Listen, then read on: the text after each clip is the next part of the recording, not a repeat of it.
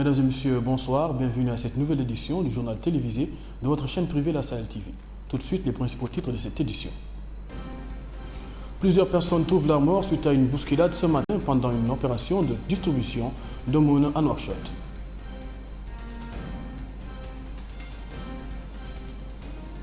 Un atelier de restitution de l'étude sur la revue du cadre institutionnel et juridique des risques de catastrophe organisé aujourd'hui à Nouakchott.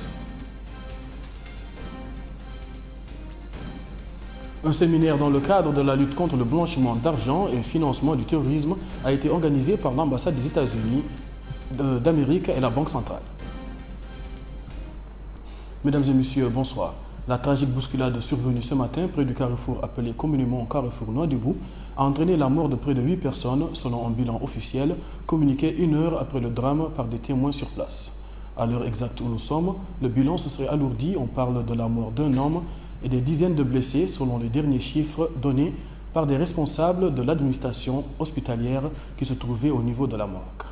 Cet incident s'est déroulé devant le domicile d'un homme d'affaires à Tavaxena alors qu'il distribuait l'aumône, selon un responsable du département de la santé. Nous y reviendrons dans nos prochaines éditions. Le ministère de l'Environnement et du Développement durable, en collaboration avec le PNUD, a organisé aujourd'hui à Nouakchott un atelier de restitution de l'étude sur la revue du cadre institutionnel et juridique des risques de catastrophe, dont l'objectif est d'échanger et discuter autour des thèmes qui offriront de réelles perspectives pour la mise en place d'un cadre institutionnel et juridique pour la gestion des risques et catastrophes en Mauritanie. Le reportage est signé Fatima Tediachi. La position géographique de la Mauritanie l'expose aux effets dévastateurs d'une vulnérabilité environnementale entretenue par les rigueurs d'un climat très chaud et très sec. C'est pourquoi la Mauritanie subit depuis des décennies les effets néfastes du changement climatique, des cycles de sécheresse répétés et des inondations successives, et en plus appartenant à l'espace subsaharien, le pays est souvent menacé par des épidémies parfois graves. C'est dans l'objectif de lutter contre ces phénomènes et de relever les défis, la problématique de la prévention et de la réduction des risques de catastrophes qu'est tenu aujourd'hui à Nouakchott un atelier de restitution de l'étude sur la revue du cadre institutionnel et juridique de réduction des risques de catastrophes en Mauritanie, organisé par le ministère de l'Environnement et du Développement durable en collaboration avec la PNUD. C'est dans ce cadre que de 2013 à 2015, un cycle d'études et de recherche pour soutenir le pays dans sa démarche de mise en place d'un cadre national pour la réduction des risques de catastrophes a abouti à 2 études importantes. Il s'agit d'une étude qui a balayé pratiquement tous les domaines de ce qu'on appelle la stratégie nationale de la réduction des risques de catastrophes et de son plan d'action. C'était suite à un ensemble de insuffisances, de chevauchements que nous avons constatés au fur et à mesure que nous essayons de mettre en place cette stratégie et son plan d'action. Il s'agit par exemple d'une absence totale d'un cadre institutionnel qui s'occupe de la gestion de la thématique gestion des catastrophes. Aussi bien nous avons constaté l'absence de la réglementation qui réglemente, qui coordonne ce domaine, et aussi un chevauchement concernant l'intervention, l'échange, la coopération et la coordination entre tous les acteurs, les intervenants qui sont censés vraiment intervenir dans ce domaine de gestion des catastrophes.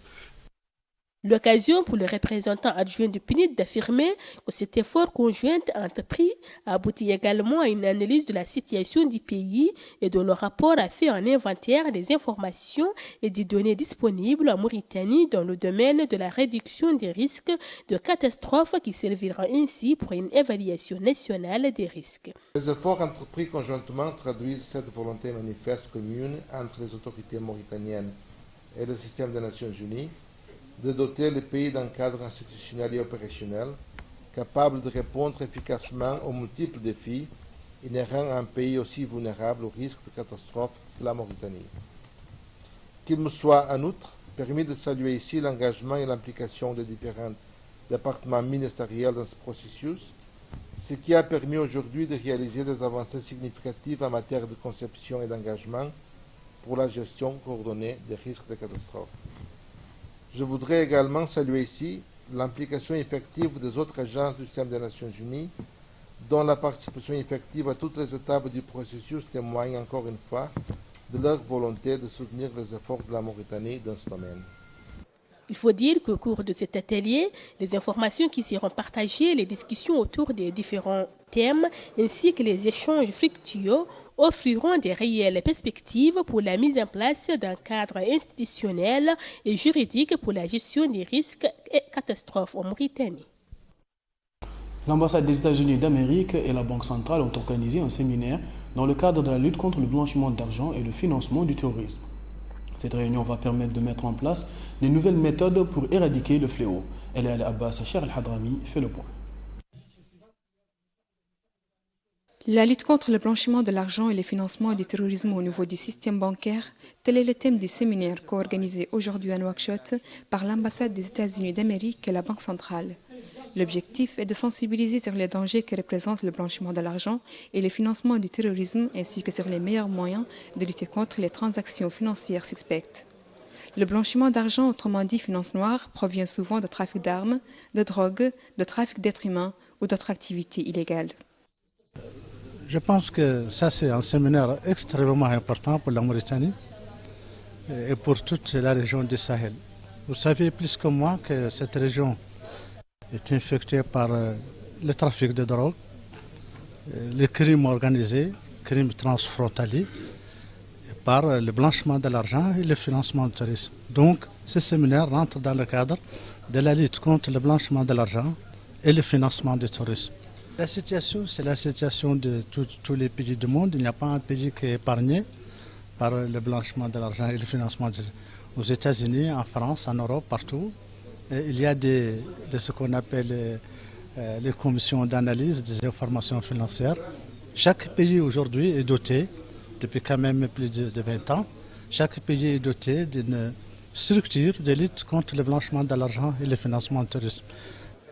Avec la mondialisation et les échanges de capitaux qui sont de plus en plus importants et fréquents, la lutte contre le blanchiment d'argent est maintenant effectuée à l'échelle internationale. Et la mise en place de nouvelles méthodes de lutte contre ce phénomène est une façon remarquable pour s'adapter aux nouvelles techniques des criminels. Car le blanchiment d'argent est au cœur des activités criminelles et représente une menace en termes de sécurité intérieure et de stabilité économique. Par ailleurs, la montée du terrorisme a conduit à accroître la surveillance des circuits financiers. Face à ces réalités, beaucoup de pays se sont dotés d'instruments de régulation efficaces afin d'assurer la transparence dans le déroulement des opérations financières. L'actualité hors de chez nous nous emmène d'abord au Nigeria. Au moins 10 personnes ont été tuées dimanche et lundi lors de manifestations de militants indépendantistes pro-Biafra qui marquaient le 49e anniversaire du début de la guerre civile en 1967. Mardi, la police nigériane a déclaré avoir ouvert le feu après que les manifestants ont tiré sur les forces de l'ordre déployées. Information réfutée par les indépendantistes. Mais un porte-parole du mouvement Peuple indigène du Biafra a affirmé qu'au moins 35 membres du mouvement avaient été tués uniquement à Onitsha. Mardi, le chef de la police fédérale nigériane, Salomon Araz, a prévenu que tout membre découvert en possession d'une arme serait arrêté et jugé. 2 mois après son installation à Tripoli, le gouvernement libyen d'union nationale, qui bénéficie du soutien de l'ONU, peine à stabiliser la Libye. Le pays est toujours en proie aux attaques sporadiques du groupe État islamique. Les forces armées loyales aux autorités de Tripoli et celles du gouvernement de Tobrouk devront ainsi s'unir pour vaincre militairement Daesh. Sur le terrain, les 2 armées rivales se sont séparément engagées dans une course pour tenter de chasser les islamistes de Sirte.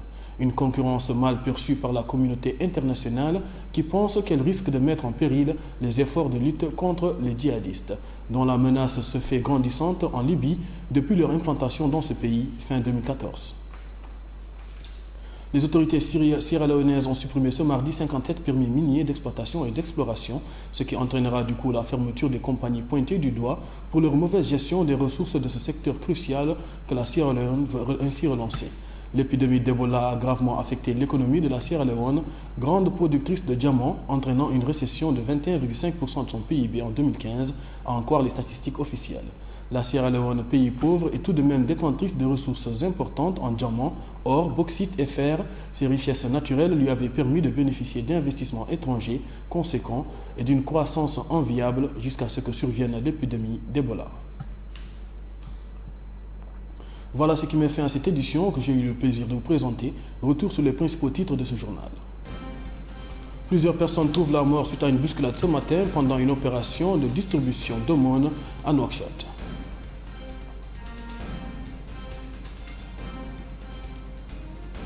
Un atelier de restitution de l'étude sur la revue du cadre institutionnel et juridique des risques de catastrophe organisé aujourd'hui à Nouakchott.